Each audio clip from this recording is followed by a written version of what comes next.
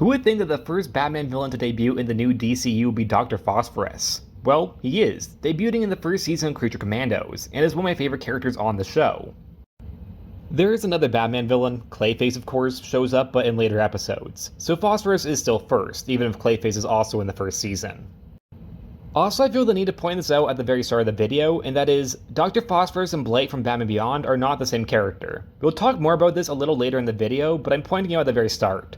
So, I've seen a lot of confusion online about this, but no, they're not actually the same person. Even though they have very similar appearances, which is actually intentional, they're not the same character.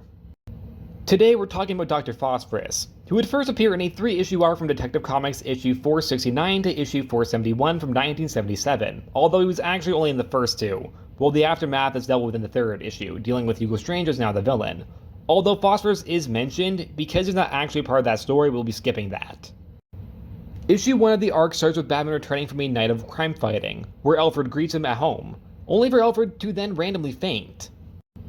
We then see Batman trying to call an ambulance, only to be informed by the operator there seems to be some sort of epidemic across Gotham, with multiple people needing help. Batman rushes Alfred to the Gotham General Hospital in the Batmobile. Before going to speak with Commissioner Gordon at the GCPD, he was already in a room with legal and medical professionals, with 50 reports of people just in the last hour being randomly affected by this unknown illness. We also see that tensions are rising in the room with no one knowing the cause or how to treat it. I'm having 2020 flashbacks. We then see that the police have gotten a note that has a poem. I guess Phosphorus is a poet. Phosphorus burns when exposed to air. The good citizens of Gotham City have earned my righteous wrath, and they will burn for it, for I am Dr. Phosphorus. I mean, for a poem from a villain, it's pretty decent. Joker probably could have done better. Batman returns home to question how this all could be possible. Luckily, his first guess is correct. It's the water. But that makes more questions. Did only 50 people in all of Gotham drink water? And also, what about people like showering, or bathing, or washing their hands? How are only 50 people infected? Do people in Gotham not wash their hands? Batman calls Gordon to tell him it's the water, only for Gordon to reveal that he just drank water himself and now he's going down too. Later that night, the assistant commissioner, who's luckily still standing, informs the city the water is infested, and shuts it down to prevent anyone else from getting this mysterious illness, while doctors struggle to find a cure. Batman further investigates, trying to follow the path of the Gotham City water, until coming across Dr. Phosphorus, just outside of Gotham. His appearance is very drawing, the glowing energy around the skeleton really does make him stand out. The character over years has gone a more greenish glow to him, which I think really works with the character, and makes him really pop on panel. Here, he does definitely pop, but not as much as he will later on. The two get into a fight where Phosphorus shares information about himself, that he wishes to doom Gotham as Gotham had doomed him. Which is a bit of a stretch considering what his origin's going to be. He's either being overly dramatic or just straight up lying. Dr. Phosphorus also explains he poisoned Gotham by bathing in their water supply, which, I mean, makes sense, but it's hilarious nonetheless. Batman wraps his cape around his fist so he's able to punch him without giving himself toxic burns. Also, Phosphorus admires Batman. Maybe a little too much, you might want to be careful, Joker might get a little jealous. The fight ends with Dr. Phosphorus just leaving, not even trying to kill Batman because it would ruin the thrill. It would also make it a lot easier to destroy Gotham without Batman being in the way. But I guess it makes sense. It's a key part about being a Batman villain. You have to leave Batman alive at all times so he can beat you later on. We move on to the next day where the same doctor is helping the police, Dr. Bell, is woken by Dr. Phosphorus appearing in his home, referring to himself as Alex Arterius, who Bell claims is impossible because Alex is dead. We then get his origin. Alex and Bell are colleagues who would join a higher class club of Gotham City that included many of the most powerful men of Gotham, including crime boss Rupert Thorne. The three of them would make a deal to create a new power plant, but the people of Gotham would protest it due to its cancerous effects it would have on people and animals around. The power plant would still be made, but because of so much protest and many fighting the idea, it would lead to a very less than expert run company, cutting corners wherever they could, making it very dangerous. And one night Alex was there alone, it started to spark, before then exploding, turning him into Dr. Phosphorus. Dr. Phosphorus reveals he blames the entire city for his accident, which is complete bullshit. They were protesting against the power plant's creation, thinking it would be dangerous. And they were clearly right because it blew up with you in it. They are not at fault for this. You are. You are not their victim. You are not doomed by Gotham. You put yourself in that position. It is your own fault. And I guess kinda Rupert Thorne's and kinda Dr. Bell's.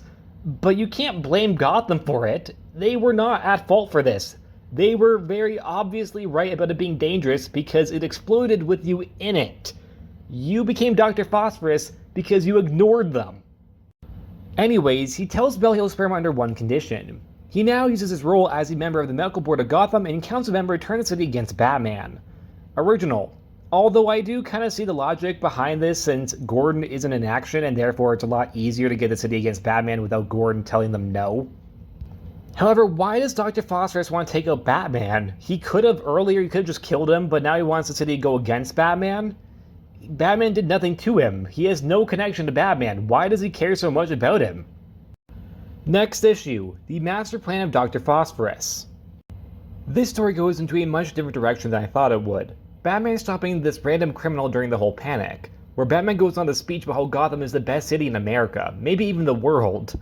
What kind of drugs is Batman on? This is all interrupted by a server who makes Batman identify himself as Batman before handing him a document that serves him to appear before the Gotham grand jury that Tuesday. Batman goes to see Alfred and Gordon, who share a hospital room, where Batman and Alfred try their best not to come off like they know each other. Although why not just tell Gordon? I'm pretty sure he's pretty trustworthy. Also, the two of them seem pretty okay even though they were not given an antidote. In last issue it made it seem like they were going to die without one. Dr. Bell barges in, creating a scene, where he attempts to accuse Batman of God knows what as a means of keeping Alex from killing him. We also see that Alfred attempts to defend Batman, but Batman kind of pulls away to keep it from them finding out that Alfred and Batman know each other. It's a small detail, but I do like it, the idea that Alfred's parental instincts just kicked in immediately. The story kind of pivots with Phosphorus going into the background, using his powers still to create chaos, but not all that important to the actual story, but certainly some cool visual moments. Instead, we focus more on Bruce meeting Silver St. Cloud, this being her first appearance and becoming an ongoing love interest afterwards. This happening at a Wayne party on a boat, where both Rupert Thorne and Dr. Bell were invited, which are essentially meant to be bait for Dr. Phosphorus. Phosphorus decides to finally enact his revenge by going back to the plant where it all started, which is on the route of the boats. But Bruce says Batman interferes with a very lengthy fight that takes up half the issue, which is fine because the fight overall is very cool with how we see that Batman needs to be smart in his attacks, not just use brute force, but tactical, even in his words. Things become more unstable with Phosphorus being there, and the plant is about to explode. Batman essentially leaves him to die, saying he deserved the fate he got. Wow, that is cold.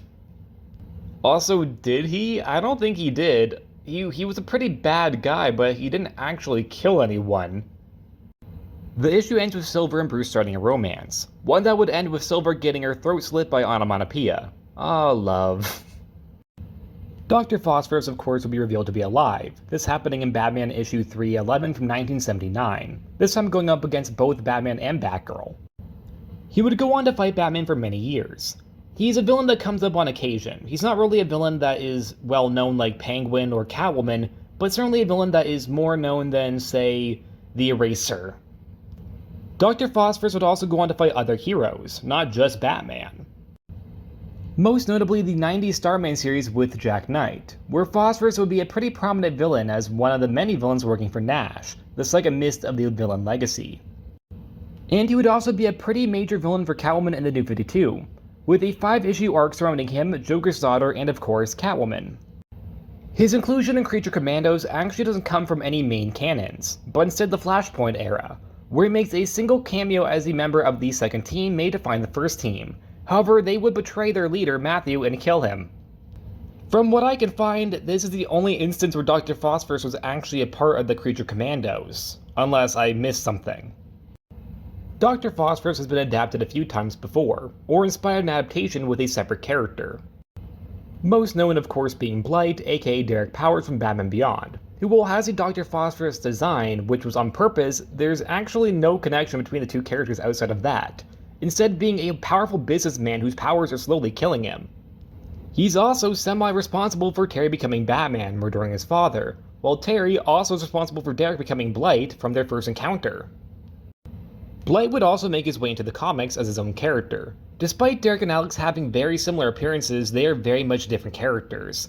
The Blight form was intentionally modeled off Phosphorus, but that's where the connections end. The name Phosphorus is also used on the Batman cartoon, this for the character of Firefly after an accident that gave him powers. This being the episode White Heat from the 5th season. The episode overall is pretty decent, however why name him Phosphorus? He doesn't really look like the character from the comics, and he doesn't even have Phosphorus powers. So why is his name Phosphorus? He has fire powers. Dr. Phosphorus would also cameo in the 2017 LEGO Batman movie, a part of the long list of villains working for the Joker, this time actually being Dr. Phosphorus, not Firefly or Blight. He might have also appeared in live action, in what was not meant to be the series finale of Batwoman, which sets up the 4th season with the ending of a chemical-born skeleton man starting a murder spree. This character was not named, however most guess it was likely Dr. Phosphorus. But it also could have been a different character altogether. It could have been Mr. Bones, Solomon Grundy. I saw a lot of people thinking that was Solomon Grundy, The Bones. I don't know, but it's likely Dr. Phosphorus. And of course, most recently, Creature Commandos. That does make some tweaks to his origin, turning him more into a victim opposed to being actually at fault for his own creation.